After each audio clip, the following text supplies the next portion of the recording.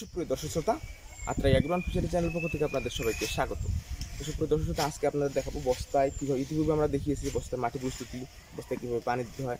আজকে দেখাবো বস্তার মধ্যে কীভাবে আদা রোপণ করতে হয়, সঠিক নিয়মে আদা রোপণ পদ্ধতি, এবং আদা রোপণের পূর্বে কীভাবে স্যানিটাইজ করতে হয়, সম্পূর্ণ প্রসেস এ টু জেড। তো স্কিপ না করে আজকে ভিডিওটি যদি সম্পূর্ণ দেখেন, বস্তায় আদা চাষ সম্পর্কে কীভাবে রোপণ করব, কীভাবে পানি দিব, কীভাবে স্যানিটাইজ করব, কীভাবে আপনারা ঝাঁপ দিব, সম্পূর্ণ প্রসেস অনেকগুলো টিপস থাকতেছে একটা ভিডিওর মধ্যে। তো ধামাকা হতে চলেছে আজকের ভিডিওটি। স্কিপ না করে প্লিজ রিকোয়েস্ট থাকবে, যারা নতুন বিজ্ঞানীয় তাদের জন্য খুবই খুবই গুরুত্বপূর্ণ আজকের এই ভিডিওটি, বস্তায় আদা রোপণ পদ্ধতি। স্কিপ না করে সম্পূর্ণ ভিডিও দেখুন।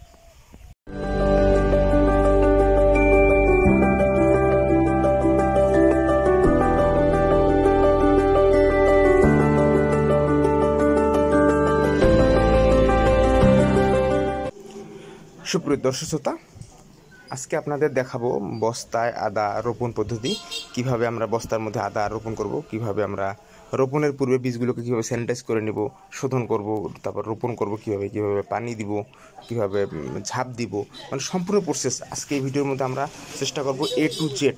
আপনার আদা রোপণ, বস্তায় আদা রোপণের এ টু জেড সব কিছু আপনাদের সামনে তুলে ধরার, মানে একটা ভিডিও দেখলে, আজকের এই ভিডিও দেখলে আপনাদের আর কোনো ভিডিও দেখতে হবে না ইনশাআল্লাহ, আমরা গ্যারান্টি দিব। আপনি যদিও ভিডিওটা একটু বড় হবে, তো সম্পূর্ণ তথ্যগুলো আমরা আজকে ভিডিওর মধ্যে দেওয়ার চেষ্টা করব। তো যারা বিজ্ঞানীর অবশ্যই মনোযোগ দিয়ে স্ক্রিপ্ট না করে সম্পূর্ণ ভিডিওটি দেখবেন। ইনশাআল্লাহ এই ভিডিওর মধ্যে আপনারা আপনাদের মনে যত ধরনের প্রশ্ন আছে সব প্রশ্নের উত্তর পেয়ে যাবেন। তো সুপ্রিয় দর্শক শ্রোতা, আজকে আমরা দেখাচ্ছি সর্বপ্রথম আজকে আমরা আদা রোপণ করব বস্তার মধ্যে। তো সর্বপ্রথম আমরা বীজগুলো স্যানিটাইজ করা দেখাচ্ছি, যে আপনাদের শেখানোর জন্য। আমরা অলরেডি যাদেরকে বীজ দিই অনেকেই আমরা স্যানিটাইজ করে দিই।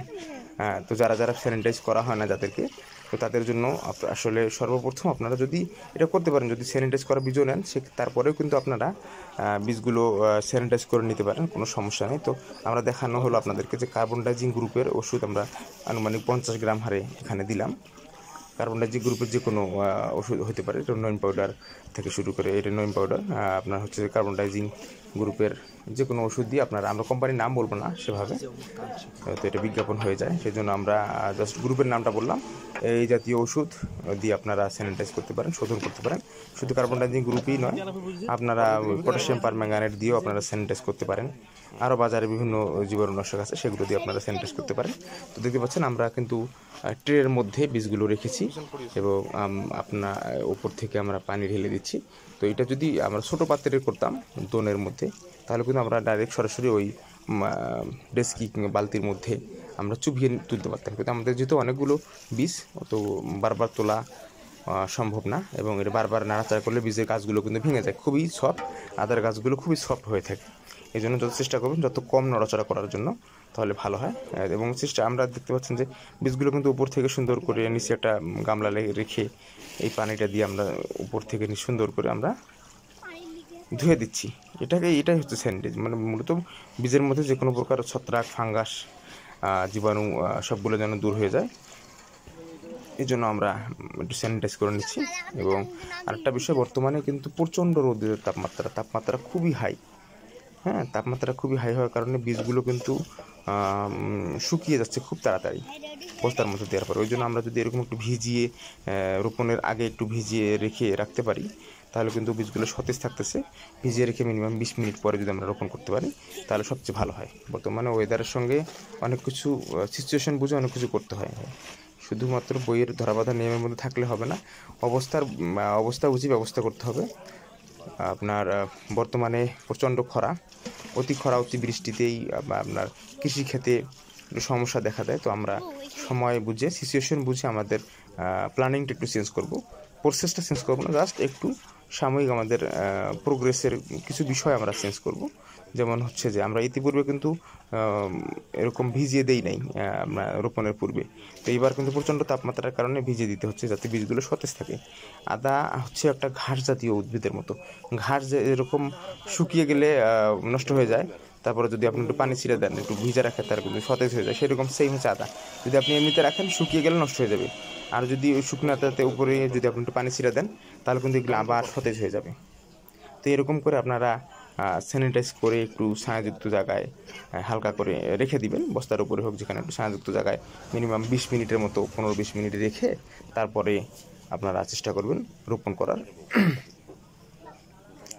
তো এরপরে আপনারা দেখতে পাচ্ছেন আমাদের বীজগুলো খুবই চমৎকার মানের। তো যারা যারা আমাদের কাছ থেকে আদার বীজ নিতে চান, যারা যারা এখনও রোপণ করেন নাই আদা, তো যারা যারা এখনও আদা রোপণ করেন নাই, তারা যাদের আদার বীজের প্রয়োজন হয়ে থাকে, বীজের যদি প্রয়োজন হয় আপনাদের আমাদের সঙ্গে যোগাযোগ করতে পারেন। আমাদের বীজগুলো খুবই কোয়ালিটি সম্পন্ন। আমরা স্পেশালি নিজেরাই বস্তা উৎপাদন করি, বস্তায় উৎপাদন করে আমরা নিজস্ব বীজ উৎপাদন করি এবং সারা বাংলাদেশে বীজ সাপ্লাই দিচ্ছি। যদি আপনাদের কারো বীজের প্রয়োজন হয়ে থাকে তাহলে আমাদের স্ক্রিনে দেওয়া নাম্বারে আপনারা কল করে অর্ডার করতে পারেন। তো সুপ্রিয় দর্শক শ্রোতা, দেখতে পাচ্ছেন যে আসলে আমরা কতটুকু করে দিচ্ছি সাইজ অনুযায়ী। পার বস্তায় আনুপাতিক হারে 100 গ্রামের মতো করে, 80 থেকে 100 গ্রাম আনুপাতিক হার দিবেন। চাপ দেখতে পাচ্ছেন, চাপগুলো মোটামুটি তিনটায় মোটামুটি 100 গ্রাম হয়ে যাচ্ছে। হ্যাঁ, তো আপনাদের সাইজ অনুযায়ী, আপনারা বস্তার সাইজ অনুযায়ী কেউ 3টা 4টা, বস্তার সাইজ যদি বড় হয় সেক্ষেত্রে 5টাও দিতে পারেন। তো এই অনুযায়ী আপনারা যদি সাইজ ছোটো হয় সেক্ষেত্রে 2টা থেকে 3টা দিবেন। তো বস্তার সাইজ অনুযায়ী আপনারা জাস্ট এগুলো সমানভাবে আগে কিন্তু দেখতে পাচ্ছেন আমরা কিন্তু আগে বীজগুলো একটু বিছিয়ে দিচ্ছি, তারপরে রোপণ করতেছি। এবং এটি কিন্তু আমরা আগের দিনে আমরা মাটির রস পূর্ববর্তী ভিডিওতে আমরা কিন্তু আপনাদের দেখিয়েছি যে কিভাবে রস দিতে হয়। হ্যাঁ, আমরা কিন্তু এর আগে কিন্তু আদার বীজ রোপণ করে তারপরে সেচ দিতাম, পানি দিতাম। তো বর্তমানে প্রচণ্ড রোদের কারণে কিন্তু আমাদের কিছু প্ল্যানিং চেঞ্জ করতে হচ্ছে। কারণ ওই আগের মতো করে যদি দিই, রোপণের পরে যদি পানি দিই, তো সেক্ষেত্রে কিন্তু আমাদের প্রচণ্ড রোদের কারণে পানিগুলো গরম হচ্ছে। মানে রোপণের পরে পানি দিলে যে ধরনের সমস্যাগুলো হচ্ছে সেটা হচ্ছে প্রচণ্ড রোদের কারণে পানিটা গরম হয়ে যাচ্ছে। এই গরম পানি ভিতরে গিয়ে আদাগুলো কিন্তু সেদ্ধ হয়ে যাওয়ার মতো হচ্ছে, এই জন্য বীজগুলো পচে যাচ্ছে অনেক সময় কিছু কিছু ক্ষেত্রে। এবং আরেকটা সমস্যা হচ্ছে, সেটা মাটিটা কিন্তু চাপ হয়ে যাচ্ছে, চাপড়ি লেগে যাচ্ছে এই রোদের কারণে। এই জন্য যাদের মাটিগুলো চাপড়ি লেগে যাচ্ছে, দেখতে পাচ্ছেন আমরা কিন্তু হাত দিয়ে সুন্দর করে এগুলো কিন্তু ঝরঝরা করে দিই, তারপর রোপণ করে দিচ্ছি। যারা অলরেডি রোপণ করে ফেলেছেন তারা জাস্ট চেষ্টা করবেন একটু মাটির উপরের অংশটা হাত দিয়ে একটু খামচে দেওয়ার জন্য। খামচে দিলে জাস্ট মাটির উপরে যে একটু ভরভরা হয়, তার গাছটা বের হতে সহায়তা হবে। দেখতে পাচ্ছেন আমরা কিন্তু আগের দিনে পানি দিছি। যারা যারা পানি দেওয়ার ভিডিও দেখেন নাই, আমাদের পূর্ববর্তী ভিডিওতে আপনারা দেখে আসতে পারেন পানি দেওয়ার ভিডিওগুলো। এবং আমি কিন্তু লিঙ্কটাও দিয়ে দেবো, সমস্যা নেই, এখানে ডিসক্রিপশন বক্সে আপনি ওই লিঙ্ক থেকে পূর্ববর্তী ভিডিওগুলো দেখে আসতে পারেন। তো আপনারা যারা যারা বিগিনার, আমাদের আরও বস্তায় আদা চাষ সম্পর্কে A to Z শুরু থেকে শেষ পর্যন্ত আরও অনেকগুলো ভিডিও রয়েছে। কীভাবে স্যানিটাইজ করতে হয়, কীভাবে মাটি প্রস্তুত করতে হয়, কী কী সার দিতে হয়, সবগুলো আমাদের পার্ট বাই পার্ট দেওয়া আছে। আপনারা যদি চান আমাদের ভিডিওর মধ্যে ঢুকে আপনারা ভিডিওগুলো দেখে আসতে পারেন বস্তায় আদা চাষের সম্পর্কে। আমাদের আরও অনেকগুলো বিজনেস রয়েছে। তো আপনারা যদি অন্যান্য বিজনেস, মানে মূলত কৃষি সেক্টরে আপনারা যে কোনো ধরনের বিজনেস যদি করতে চান, আমাদের স্ক্রিনে দেওয়া নাম্বার আপনারা কল করে বিভিন্ন ধরনের তথ্য পরামর্শ পেতে পারেন। শুধুমাত্র বস্তায় আদা চাষ নয়, আমাদের আরও অন্যান্য প্রজেক্ট রয়েছে। বায়োফ্লো পদ্ধতিতে মাছ চাষ, লতি কচু, গরু ফার্ম, সহ আরও কৃষি বিষয়ে মুরগি ফার্ম থেকে শুরু করে কৃষি বিষয়ে যে কোনো প্রকার আপনার ফার্ম রিলেটেড যে কোনো প্রকার তথ্যের জন্য আপনারা আমাদের সঙ্গে আমাদের কাছ থেকে পরামর্শ নিয়ে প্রজেক্টগুলো শুরু করতে পারেন। সুপ্রিয় দর্শক শ্রোতা, কৃষি সেক্টরে আসলে একটু সম্ভাবনাময় সেক্টর। এখানে একটু বুঝে শুনে দক্ষ লোকের কাছ থেকে পরামর্শ নিয়ে যদি প্রজেক্টগুলো শুরু করা যায় তাহলে অবশ্যই এখানে হিউজ পরিমাণ সম্ভাবনা রয়েছে। দেখতে পাচ্ছেন যে বস্তায় প্রচণ্ড রস রয়েছে। আমরা কিন্তু ইতিপূর্বে আমরা দেখি যখন আমরা বস্তাগুলো প্যাকেটিং করি তখন কিন্তু ধুলা উঠতেছিল বস্তার মধ্যে থেকে। এখন দেখতে পাচ্ছেন রস, পর্যাপ্ত রস। এবং দেখতে পাচ্ছেন যে রস দেওয়া আগের দিনে কিন্তু আমরা পানি দিয়ে দিছি। পানি দেওয়ার কারণে মাটিগুলো কিন্তু চাপ হয়ে যায়। পানি দেওয়ার পরে মাটি যতই আপনি ঝরঝরে রাখেন, পানি দেওয়ার পরে মাটিগুলো কিন্তু চাপা হয়ে যাবে। এই জন্য হাত দিয়ে আগে মাটিটাকে একটু ঝরঝরে করে নিতে হবে। করে নিয়ে বীজগুলো দেখতে পাচ্ছেন এরকম করে বেশি গর্ত করে দেওয়া যাবে না, জাস্ট করে রেখে 1 থেকে 1.5 ইঞ্চি করে রেখে মাটিগুলো দিয়ে সমান করে দিতে হবে। তো এইভাবে সুন্দর করে সমান করে দিয়ে সারিবদ্ধভাবে বস্তাগুলো রাখা হয়েছে। এবং একটা বিষয় মনে রাখবে, অনেক সময় অনেকে ঘিজিবিজি করে দিয়ে দেয়। তো এই জন্য অনেকে যখন আগাছা হয়, আগাছা নেড়ার ক্ষেত্রে কিন্তু সমস্যা হয়। এই জন্য আমরা চেষ্টা করবো 4টা করে দিব, এদিক থেকে 2টা, একদিক থেকে 2টা, যেন ওদিক থেকে 2টা, দুই দিক থেকে 2টা করে আমরা যেন আগাছাগুলো দমন করতে পারি। এবং দেখতে পাচ্ছেন যে আমরা কিন্তু বস্তার নিচে প্লাস্টিক বিছিয়ে দিয়েছি। পলিথিন বিছিয়ে দিয়েছি। এটা কিন্তু খুবই গুরুত্বপূর্ণ একটি গোপন টিপস বলা যায়। এই পলিথিন বিছিয়ে দেওয়ার কারণে নিচে কিন্তু আপনার ঘাস অনেক সময় আগাছা জন্মায়। বস্তার সাইড দিয়ে গত বছর প্রচণ্ড আগাছা হয়েছিল, হ্যাঁ প্রচণ্ড আগাছা হয়েছিল। বস্তার সাইড দিয়ে আগাছা পরিষ্কার করার জন্য অনেক লোকবলের প্রয়োজন। তো এই জন্য আমরা প্লাস্টিক এভাবে বিছিয়ে দিলে আগাছাগুলো হবে না। এবং দেখতে পাচ্ছেন বীজগুলো খুবই চমৎকারীভাবে আপনারা জাস্ট আমাদের কাছ থেকে বীজ নিয়ে জাস্ট প্রসেসগুলো ফলো করলে আপনাদের বীজগুলো সুন্দর শেকড় গাছ বের হবে। তো এইভাবে আপনারা বীজগুলো রোপণ করবেন। এবং যেটা বলতেছিলাম যে নিচে প্লাস্টিক দেওয়ার যে ব্যাপারটা, প্লাস্টিক নিচে দিলে শুধুমাত্র আগাছা যে নিধন হবে সেটাই নয়, এখানে আরও উপকার রয়েছে। পানিটা ওখানে দীর্ঘ সময় আটকে থাকতে পারবে না, জাস্ট পানিটা বের হয়ে যাবে। অতিরিক্ত রসের কারণে কিন্তু অনেক সময় গোড় পচা রোগ চলে আসে, ওই রসটা থাকবে না। এবং সব মিলিয়ে একটি ভালো মালচিং, এটা আমরা নিচে মালচিং করে দিয়েছি ওই স্টাইলে। দেখতে পাচ্ছেন যে বীজগুলো কোনো গাছ অনেক বড় হয়ে গেছে। তো একটু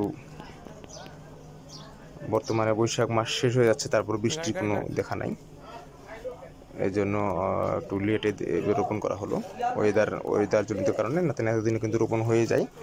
তো এবার একটু দেরিতে রোপণ করা হচ্ছে, কারণ প্রচণ্ড রোদের তাপমাত্রা, টেম্পারেচার অনেক হাই হওয়ার কারণে এটা দেরিতে রোপণ করা হচ্ছে। এবং দেখতে পাচ্ছেন যে আমরা কীভাবে রোপণ করতেছি। মাটিগুলো একটু শেকড়গুলো অবশ্যই মনে রাখবেন যে শেকড় যেগুলো রয়েছে শেকড়গুলো কিন্তু মাটির নিচে তলিয়ে দিতে হবে, অন্যথায় শেকড়গুলো উপরে থাকলে বীজটা শুকিয়ে যাবে। শেকড় দিয়ে খাদ্য সংগ্রহ করবে। দেখতে পাচ্ছেন মাটির নিচে দিয়ে, বারবার আমরা ভিডিওতে দেখাচ্ছি যে মাটির নিচে শেকড়গুলো ঢুকিয়ে দিয়ে মাটি ঢাকা দিয়ে রাখতে হবে। এবং আমরা কিন্তু আগের দিনে পানি দিয়েছি, পানি দিয়ে প্রতিটা বস্তা দেখতে পাচ্ছেন পর্যাপ্ত রস রয়েছে, এবং দেখতে পাচ্ছেন পর্যাপ্ত রস এবং মাটিগুলো কিন্তু উর্বর রয়েছে। হ্যাঁ, দেখতে পাচ্ছেন আমাদের মালটা গাছে ফল এসেছে এবার, খুব সুন্দর মাশাআল্লাহ। এটা আমার বন্ধু আমাকে গিফট করেছে মালটা গাছ। তো সুপ্রিয় দর্শক, দেখতে পাচ্ছেন মাটিগুলো কিন্তু একদম উর্বর, এবং মাটিগুলো দেখতে পাচ্ছেন এরকম আদর্শ মাটি করতে হবে। অনেক সময় যখন আপনার ঢেল থাকবে, মাটিগুলো শক্ত থাকবে, তখন কিন্তু বীজগুলো তার শিকড়গুলো জায়গা মতো যেতে পারবে না এবং আপনার ফলন কম আসবে। অবশ্যই আপনার একটা জিনিস মনে রাখবেন, আদা চাষের জন্য আপনার মাটিটাকে উর্বর রাখতে হবে, একদম ঝরঝরা রাখতে হবে। এবং আপনার বস্তার সাইজ অনুযায়ী আমরা 100 গ্রাম করে প্রতি বস্তায় সাজেস্ট করি, 80 থেকে 100 গ্রাম, তাহলে ফলনটা ভালো আসে। চাপ যদি হয় আপনার দুইটা থেকে তিনটায়, আবার অনেক সময় যদি বস্তার সাইজ বড় হয় সেক্ষেত্রে আমরা 5টাও সাজেস্ট করে থাকি, 4 থেকে 5টা।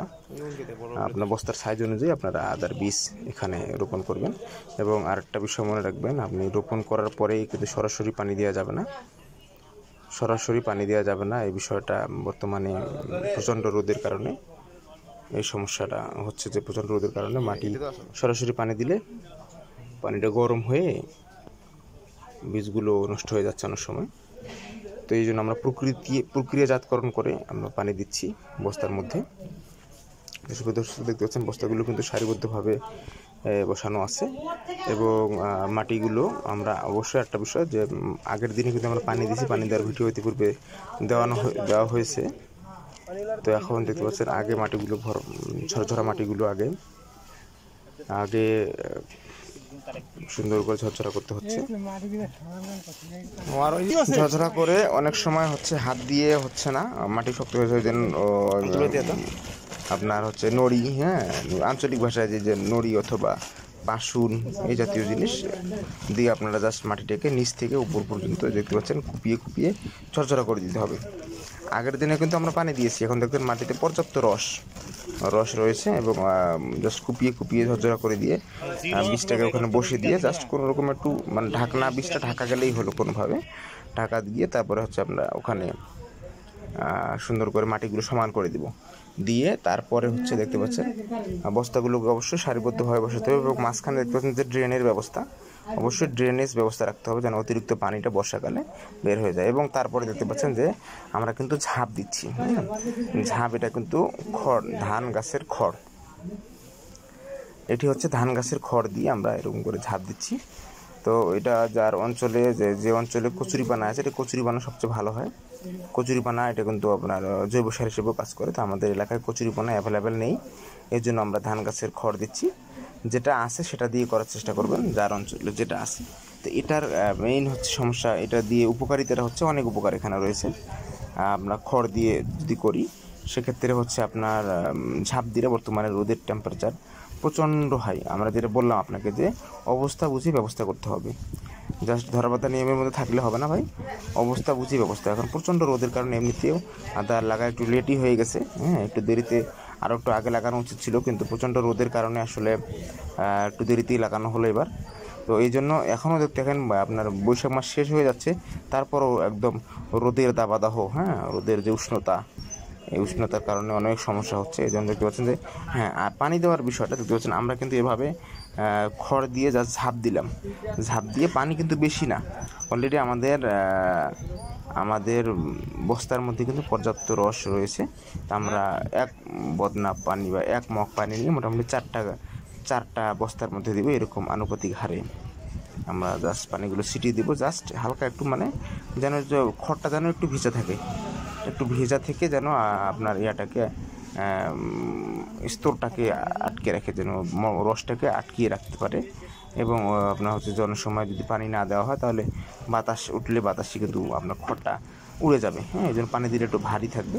এবং এই যে নিচের যে রসটা, এটা কিন্তু রসটা ধরে থাকবে। এবং এইটা কিন্তু আপনার খুবই চমৎকার একটা সিস্টেম। নিচে আমরা মালচিং করেছি প্লাস্টিক দিয়ে, উপরে বস্তার উপরে কিন্তু খড় দিয়েছি, মানে এখানে বাইরে থেকে কোনো কিছু এখানে প্রবেশ করার কোনো চান্স নেই। এবং এটা দিলে হচ্ছে খড় দিলে আমরা যে ঝাঁপ দিই, আমাদের আঞ্চলিক ভাষায় এটাকে ঝাঁপ দেওয়া বলে। তো এরকম যদি ঝাঁপ দেওয়া হয় সেক্ষেত্রে কিন্তু আগাছা জন্মাবে না, নাম্বার ওয়ান, আগাছা জন্মাবে না। তারপরে হচ্ছে আপনার গাছগুলো রোদের টেম্পারেচার আমরা একটু প্রক্রিয়াজাতকরণ করে রোদটাকে কনভার্ট করে রাখা হচ্ছে, যে সরাসরি সূর্যের আলোটা বস্তার ভিতরে বীজকে অ্যাটাক করতে পারবে না। এবং বস্তায় আদা চাষ একটু ছায়াযুক্ত জায়গায় ভালো হয়, দেখতে পাচ্ছেন এখানে একটু গাছের নিচে একটু ছায়াযুক্ত জায়গা।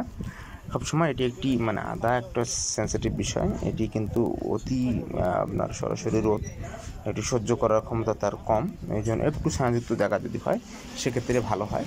আপনারা যাদের পেঁপে বাগান আপনার একদম ফাঁকা জায়গায় প্রজেক্ট, তারা চেষ্টা করবেন একটু পেঁপের গাছ লাগিয়ে দিতে সাইড দিয়ে, হালকা যেন একটু ছায়ার ব্যবস্থা থাকে, তাহলে খুব সুন্দর হবে। এবং দেখতে পাচ্ছেন যে আমরা কিন্তু প্রতিটা বস্তায় সুন্দর করে মুখের মধ্যে পাখির ভাষার মতো করে নেস্ট, পাখির বাসা, পাখি যেভাবে বাসা বানায় সেরকম করে আমরা কিন্তু সুন্দর করে মুখের মধ্যে হালকা হালকা করে খড় দিয়ে দিয়েছি। এতে করে দেখবেন যে এটা আপনার গাছটা খুব সুন্দরভাবে বের হবে, সূর্যের আলো থেকে গাছটা রক্ষা হবে। সদ্যজাত বাচ্চার মতো যেভাবে আগলে রাখতে হয় সদ্যজাত বাচ্চাকে, সেরকমভাবে আমরা যদি গাছেরও পরিচর্যা করতে পারি, এরকম করে তাদেরকেও যদি আমরা সুন্দর একটা পরিবেশ দিতে পারি আদার গাছগুলোকে, তার অবশ্যই এখান থেকে ভালো একটা ফলন আসবে। আর একটা বিষয় মনে রাখবেন ভাই, আপনার যদি একটা বিষয়ে ঘাম ঝরান, হ্যাঁ, একটা বিষয়ের উপরে যদি ঘাম ঝরান, শ্রম দেন, মেধা এবং শ্রম একসঙ্গে যদি দেন, এখান থেকে সফলতা ইনশাআল্লাহ আসবে, 100% সফলতা আসবেই। তো আদা চাষ অবশ্যই আমরা একটা হালাল বিজনেস, এই বিষয়ে আপনি নিজে পরিশ্রম করতেছেন ভাই, এখানে সফলতা আসবে, কিন্তু অবশ্যই একটু প্রক্রিয়াজাতকরণ করে একটু সময়ের সঙ্গে আপডেট হয়ে যারা করতেছে তাদের কাছ থেকে একটু সাজেশন নিয়ে আপনারা করবেন, তাহলে অবশ্যই এখানে একটা এখানে ভালো কিছু হবে ইনশাআল্লাহ। কমার্শিয়ালি যারা করতেছেন তাদের কাছে তাদের পরামর্শ হবে যে ভাই আপনারা চেষ্টা করবেন, যদি একটু আপনারা যারা ইতিপূর্বে এখনও রোপণ করেন নাই তারা এই পদ্ধতিতে রোপণ করবেন। যদি উপরে একটু খড় কিংবা কচুরিপানা দেওয়া যায় তাহলে কিন্তু নিচের আর্দ্রতাটা ঠিক থাকে, বীজটা গাছ গজাতে সহায়তা হয়, খুব দ্রুত গাছ গজাবে। আর যারা এখন করে ফেলছেন, পূর্বে যারা রোপণ করে ফেলছেন তাদের জন্য সাজেশন থাকবে, তারা হচ্ছে যে অনেকেরই একটা সমস্যা হচ্ছে যে গাছগুলো হলুদ হয়ে মারা যাচ্ছে, বস্তায় আদার গাছগুলো হলুদ হয়ে মারা যাচ্ছে। এটি কিন্তু একটা কমন সমস্যা হচ্ছে। এটার মেইন কারণ হচ্ছে যে প্রচণ্ড রোদের কারণে গাছগুলো, বস্তাগুলো একদম গরম হয়ে থাকতেছে, প্রচণ্ড রোদের কারণে বস্তাগুলো গরম হয়ে যাচ্ছে এবং ভেতর থেকে গরম হয়ে যাওয়ার কারণে গাছ বের হচ্ছে ঠিকই, ভেতরে রস থাকার কারণে গাছ উপরে আপনি পানি দিয়েছেন, রস আছে, গাছ বের হচ্ছে ঠিকই, কিন্তু সূর্যের আলোতে সরাসরি গাছের মধ্যে হিট করতেছে। সূর্যের আলোটা সরাসরি আপনার হচ্ছে কোমল আদার গাছটার মধ্যে হিট করতেছে। হিট করার কারণে কিন্তু আপনার গাছগুলো ক্ষতিগ্রস্ত হচ্ছে। হ্যাঁ, দেখতে পাচ্ছেন মালচিং কীভাবে আমরা প্লাস্টিক বিছাই, প্লাস্টিকটা বিছানোর দৃশ্য দেখানো হচ্ছে। তা যা বলছিলাম, তো সূর্যের আলোতে প্রচণ্ড ধরনের অতিবেগুনি রশ্মি এটি গাছ, নরম গাছটার মধ্যে মানে সহ্য করতে পারতেছে না। এমনিতে আপনাদের আমি বলেছি ইতিপূর্বেও যে আদার গাছ একটু সেন্সিটিভ, সরাসরি রোদের আলো নিতে পারে না। আর তারপরেও ওখানে কচি গাছের উপরে পড়তেছে, একদম নরম গাছের উপরে সূর্যের আলো একদম সরাসরি পড়তেছে, এই জন্য এই গাছগুলো এই হলুদ হয়ে মারা যাচ্ছে। তো এখান থেকে প্রতিকারের যে উপায় সেটা হচ্ছে যে আমরা এখানে রস দিব বিকেলে, হ্যাঁ বিকেলে রস দিব। আর যদি সম্ভব হয় যেগুলো গাছ কম বের হয়েছে আপনারা পারলে একটু এরকম ঝাঁপ দিয়ে দিবেন, প্রতি বস্তায় একটু কচুরিপানা দিয়ে অথবা এই খড় দিয়ে মুখের মধ্যে ঢাকা দিয়ে রাখবেন, তাহলে সূর্যের আলো আসলে একটু কনভার্ট হয়ে আসবে, তখন আর সমস্যা হবে না। আর হচ্ছে যে অনেকেরই হচ্ছে পচন চলে আসছে, অনেকেরই গোড় পচা, সেক্ষেত্রে আমরা কার্বন ডাইজিং গ্রুপের নিম পাউডার দিয়ে স্প্রে করতে পারি, অথবা এমিস্টার টপ এই জাতীয় প্রোডাক্টগুলো দিতে পারি। এখন গাছ অত বড় হয় নাই। তো যাদের হলুদ হয়ে মারা যাচ্ছে তারা মেইন সমস্যা যেটা, এখানে অনেকে বলতেছে বোরনের ঘাটতি, বোরন টোরন কিছুই না পাই, এটা সূর্যের আলোর কারণে মরতেছে। হ্যাঁ, এবং এটা অনেকে আবার এই হলুদ হয়ে মারা যাওয়ার কারণে দুপুরবেলা পানি দিচ্ছে। দুপুরবেলায় কিন্তু কখনোই ভুল করে বর্তমান সময়ে সেচ দেওয়া যাবে না। দুপুরবেলা সেচ দিলে সূর্যের আলোর কারণে, সূর্যের তাপে পানিটা গরম হয়ে যাচ্ছে, পানি গরম হয়ে গিয়ে আপনার বস্তায় উপকারের চেয়ে ক্ষতি করে ফেলতেছে। আপনারা এরকম যে বস্তাগুলোতে আক্রান্ত হয়েছে সেগুলো এরকম একটু ঝাঁপ দিয়ে দিবেন। সবগুলো গাছ এখনও বের হয় নাই, যদিও বের হয় তো আস্তে করে ঝাঁপ দিয়ে দিবেন, কোনোভাবে কনভার্ট করে যেন রোদটা আসে এরকম খেয়াল রাখবেন। আর সেচ দিবেন অবশ্যই। আর আরেকটা বিষয় মনে রাখবেন, সেটা হচ্ছে ভাই যে আপনার বস্তায় যে বস্তাগুলোতে হলুদ হয়ে মারা যাচ্ছে, বীজগুলো হলুদ হচ্ছে, সেগুলোর ক্ষেত্রে আপনাদের একটু মডিফাই করতে হবে। সেটা হচ্ছে যে আপনার ওই হাত দিয়ে মাটিটা শক্ত হয়ে যাচ্ছে, আপনি হাত দিয়ে আস্তে করে বীজগুলোকে, যেগুলোতে হলুদ হচ্ছে, আস্তে করে বীজগুলো হাত তুলে নিয়ে মাটিটাতে একটু ভালো করে হাত দিয়ে ঝরঝরা করবেন। মাটিটা ঝরঝরা করে তারপরে বীজগুলো দিয়ে এরকম করে সাইড দিয়ে, যদি রস না থাকে তা মাটিটা ঝরঝরা করে নিয়ে আগে রস দিবেন। রস দেওয়ার মোটামুটি 20 মিনিট আধা ঘন্টা পরে আবার বীজগুলো পুনরায় রোপণ করে দিবেন। দিয়ে তার উপরে এরকম করে খড় যে এরকম দেওয়া হয়েছে এখানে দেখতে পাচ্ছেন, এরকম ঝাঁপ খড় দিয়ে অথবা কচুরিপানা দিয়ে এরকম করে ঝাঁপ দিয়ে দিবেন, দিয়ে তার উপরে একটু পানি ছিটা দিয়ে দিবেন। দিলে ইনশাল্লাহ ওই সমস্যা থেকে সমাধান হবে। আর যদি গাছ যাদের বড় হয়ে গেলে সেক্ষেত্রে আপনার ওই জাস্ট মাটিটা একটু হাত দিয়ে ঝরঝরা করে দিবেন, দিয়ে সাইড দিয়ে একটু ঝাঁপ কিংবা কচুরিপানা এই জাতীয় জিনিসগুলো দিয়ে একটু পানি ছিটা দিবেন। দিলে ইনশাল্লাহ এটা দ্রুত কপচার করে দেবে। এবং অনেকেরই পানি সরাসরি না দিয়ে আমরা গার্ডেনিং জার দিয়ে যদি পানি দেওয়া যায় তাহলে খুব ভালো হয়। আর যেগুলো হলুদ হয়ে যাচ্ছে, অনেক সময় গাছ যেগুলো বড় হচ্ছে সেগুলা ইউরিয়ার প্রয়োজন হয়ে থাকে, এগুলা নাইট্রোজেনের ঘাটতি থাকলে একটু নাইট্রোজেন দিতে হবে। গাছ যেগুলো বড় হয়ে গেছে, আর যেগুলো ছোটো আছে সেক্ষেত্রে আপনারা একটু করে ঝাঁপ দিয়ে দিবেন। আর যেগুলো একদম কেবল বাইর হচ্ছে সেগুলোর ক্ষেত্রে আপনারা তুলে দিয়ে জাস্ট এরকম করে হাত দিয়ে মিক্স করবেন, মাটিটাকে ঝরঝরা, মাটিটাকে একটু মাটিটাকে দেখতে পাচ্ছেন যে এরকম রসালো করে নেবেন, পানি দিয়ে এরকম রসালো করে নিয়ে তারপরে বীজটা রোপণ করে দিবেন। দিয়ে খড় ঢাকা দিয়ে এরকম করে তুলে নেওয়া যেভাবে হলো এরকম করে তুলে নিয়ে জাস্ট এরকম করে দিবেন, আবার দিয়ে খড় ঢাকা দিয়ে তার উপরে একটু পানি ছিটা দিয়ে দিবেন। এভাবেই প্রক্রিয়াটি সম্পূর্ণ করবেন, তাহলে ইনশাল্লাহ আপনার খুব দ্রুত এটি ওভারকাম হয়ে যাবে। এবং যাদের ক্ষেত্রে হলুদ হয়ে যাচ্ছে ও গাছ বড় হয়ে গেছে, হলুদ হচ্ছে, সেক্ষেত্রে আপনারা একটু করে ইউরিয়া দিতে পারেন, অল্প পরিমাণ ইউরিয়া, সামান্য পরিমাণ দিয়ে একটু পানি দিতে পারেন। পানিটা অবশ্যই সন্ধ্যার সময় দিবেন, ঠান্ডা আবহাওয়ায়। তারপরে আপনার এইভাবে কয়েকদিন রাখলে এগুলো সমাধান হয়ে যাবে। আর যদি গোড় পচা রোগ আসে সেক্ষেত্রে স্প্রে করতে হবে, পচন রোগ রোধনে স্প্রে করতে হবে। এই স্প্রেগুলো দিয়ে ভালো মতো স্প্রে করলেই দ্রুত সেরে যাবে।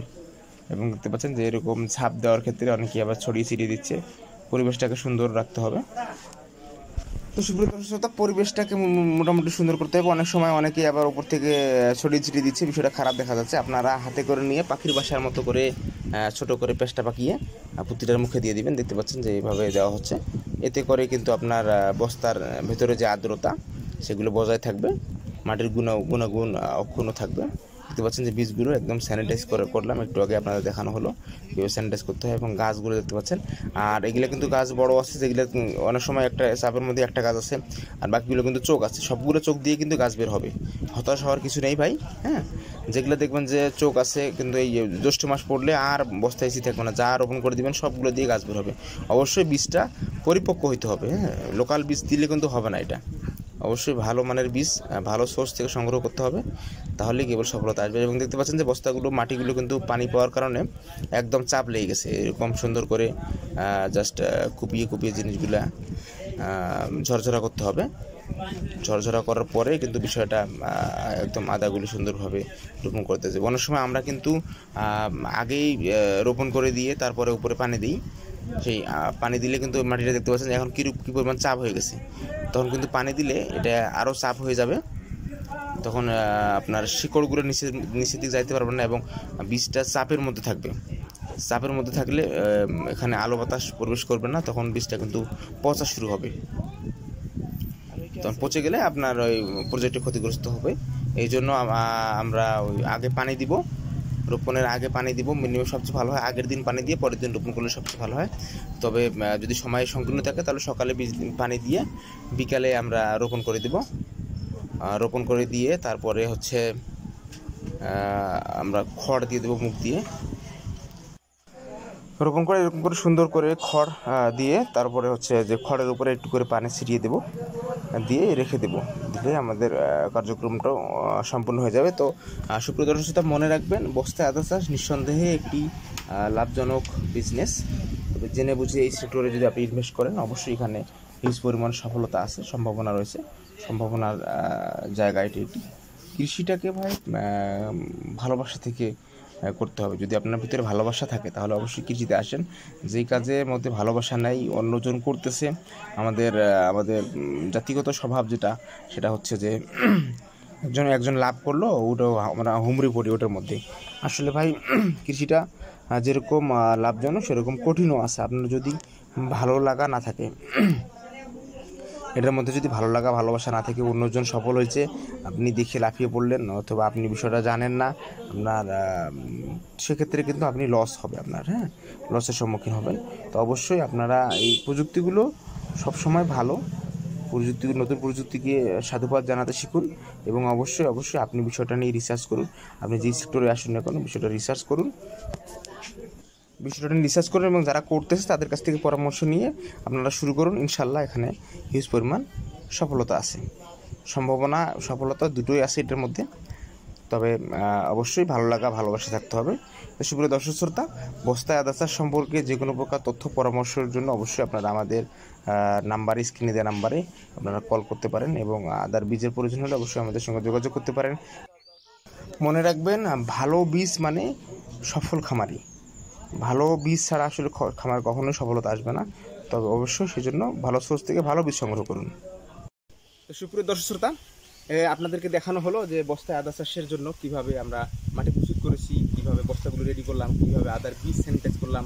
হ্যাঁ, এবং আদাটা কতটুকু গর্ত করে আমরা রোপণ করলাম, এবং রোপণের পরে আমরা কীভাবে পানি দিলাম এবং ঝাঁপ দিলাম, কীভাবে সম্পূর্ণ প্রস্তুত আপনাদের দেখানো হলো। তা আশা করি আপনাদের আর কোনো কমপ্লেন থাকবে না, কমপ্লেন কিংবা প্রশ্ন কোনো থাকবে না বস্তায় আদা চাষ নিয়ে। এবং এবার আমরা ওই যে অনেকে বলতেছে ভাই ঝাঁপ দিচ্ছেন কেন? ঝাঁপ বলতে কি, যে বস্তার উপরে আমরা খড় দিয়ে দিচ্ছি, অনেকে কচুরিপানা দিচ্ছে। আমাদের এখানে কচুরিপানাটা অ্যাভেলেবেল না। কচুরিপানাটা সবসময় ভালো, খুবই চমৎকার। যাদের সম্ভব হবে কচুরিপানা দেওয়ার তারা কচুরিপানা দিবেন। আমাদের এখানে কচুরিপানা নেই, সেজন্য আমরা খড় দিচ্ছি, ধান গাছের খড়। তো এটা দেওয়ার প্রচণ্ড রোদের কারণে কিন্তু ওয়েদার চেঞ্জ হয়ে গেছে। এবার প্রচণ্ড রোদ, বৈশাখ মাস, তারপর বৃষ্টি নেই। বৈশাখ মাস শেষ হয়ে গেল, যাচ্ছে প্রায়, তারপরেও কিন্তু বৃষ্টি নেই। এই জন্য আমাদের বিকল্প পথ অবলম্বন করতে হচ্ছে। কৃষিটাকে আধুনিকায়ন করতে হবে, সময়ের সাথে কৃষিটার কিছু মডিফাই করতে হবে, তাহলে ভাই সফলতা আসবে। এই জন্য আমাদের কিছু ধাপ দিলাম, একটু চেঞ্জেস চলে আসলো এবং কীভাবে পানি দিলাম সম্পূর্ণ আপনাদের দেখানো হলো। তো আপনাদের যদি কারো প্রশ্ন থাকে, কোনো কিছু জানার কিংবা জানানোর থাকে, অবশ্যই আমাদের নাম্বারে আপনারা কল করতে পারেন। এবং এখনও যারা আদা রোপণ করেন নাই, আদার বীজের যদি প্রয়োজন হয়ে থাকে আপনারা আমাদেরকে ফোন দিতে পারেন। আমাদের স্ক্রিনে দেওয়া নাম্বারে আপনারা কল করে অর্ডার করতে পারেন। সারা বাংলাদেশে আমরা আদার বীজ পৌঁছে দিয়ে থাকি। তো এই ছিল আজকের প্রতিবেদন। সবাই ভালো থাকুন, সুস্থ থাকুন, এবং আগামী পর্বে আমরা দেখাবো কীভাবে গাছ উঠার পরে আমরা কী কী কার্যক্রম করব। আপনার পার্ট বাই পার্ট আমাদের সবগুলো ভিডিও আপনারা পেয়ে যাবেন ইনশাল্লাহ। তো সবাই ভালো থাকুন, সুস্থ থাকুন, সবাইকে ধন্যবাদ।